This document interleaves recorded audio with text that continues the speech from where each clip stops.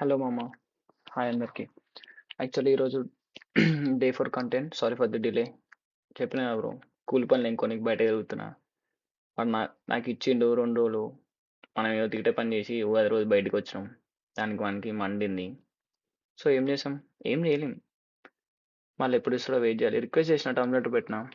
Okay, will do అని అన్నాడు. మా ఫ్రెండ్స్ అందరికి వచ్చింది, నాకు రాలే.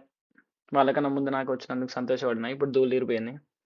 సర్లే, కంటెంట్లోకి వచ్చేసరికి ఈరోజు యూనివర్సిటీ ఆఫర్ లెటర్.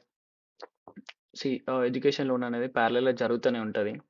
సో దాన్ని మీరు ప్యారలల్గా నడిపిస్తూ ఇట్ సైడ్ అదర్ సైడ్లో యూనివర్సిటీ ఆఫర్ లెటర్ కోసం కన్సల్టెన్సీ వాళ్ళు మీకు ఆల్రెడీ యూనివర్సిటీకి త్రూ అగ్రిగేటర్స్ అప్లై చేస్తారు. ఆ యూనివర్సిటీ ఆఫర్ లెటర్ రాగానే ఫస్ట్ థింగ్ మీరు యూనివర్సిటీస్ ఎలా సెలెక్ట్ చేసుకోవాలంటే డిపెండ్స్ ఆన్ కోర్స్ అది.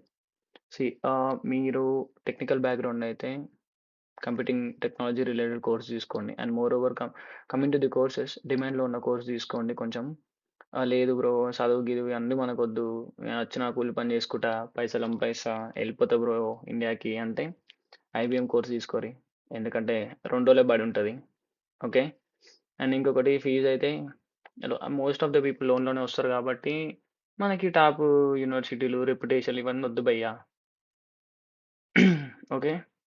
మిడ్ లెవెల్ యూనివర్సిటీ చూస్ చేసుకొని బాగుంటుంది. తక్కువ ఒక 15,000 to 20,000 ఫీజు మధ్యలో చూసుకోండి bro. Mostly 15,000 fees after scholarship అయితే బెస్టే. 12,000 అయినా చాలా బెస్ట్ అది. Most of the people cash దగ్గర కూడా భయపడతారు. భయపడకండి. వితౌట్ ఇంటర్వ్యూ కూడా యూనివర్సిటీస్ ఉంటాయి.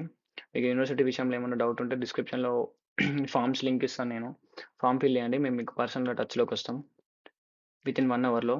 And more over university decide అవ్వాలంటే ముందు 4 పాయింట్లు ఉంటాయి బ్రో. ఫస్ట్, కోర్సు డిమాండ్లో ఉందా లేదా. Second, fees. Third, location. Fourth, university reputation.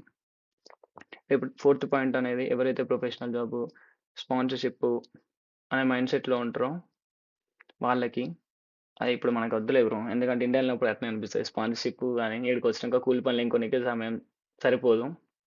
Okay. Fee చూసుకోండి, తక్కువలో తక్కువ అయిపోయేటట్టు. లొకేషన్ లండన్ అయితే దూలిరిపోతుంది, కాస్ట్ ఆఫ్ లివింగ్ ఎక్కువ అని అందరూ అంటారు. కానీ ఏం లేదు బ్రో, బయటకంటూ 100 పౌండ్లు ఎక్కువ ఉంటుంది అంతే. కానీ కూలి పనులు ఎక్కువ ఉంటాయి. Okay. Out side the London ఏంటంటే కాస్ట్ ఆఫ్ లివింగ్ తక్కువ, ఒక 2 to 250 పౌండ్స్లో అయిపోతుంది మోస్ట్లీ. అకామిడేషన్స్ షేరింగ్లో ఉంటారు అందరూ. అండ్ వేరే హౌసెస్ ఎక్కువ ఉంటాయి, పని దొరుకుతుంది. నాకైతే రాగానే 14 డేస్లో పని దొరికింది. Still I'm working.